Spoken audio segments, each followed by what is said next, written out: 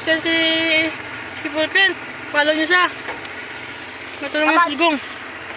Si Gong Dukan, yung may pitoy. So, kapag may nakita kayong 109 followers, follow nyo ako ah.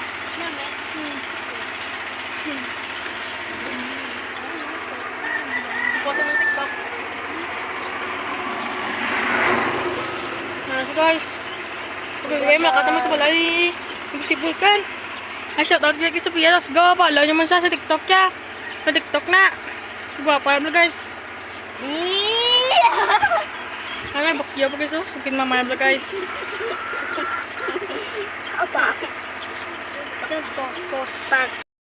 Tapos ang aming video. At sa muli. So, dito muna kami hanggang part 3 kasi ipopost pa namin to sa TikTok. Kasi kita kids naman.